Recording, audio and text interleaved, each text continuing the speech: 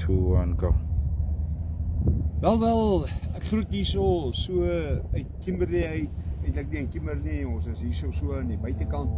Maar ek voel vanmôre net so my hart en ek wil hier sommer net lekker bemoedig.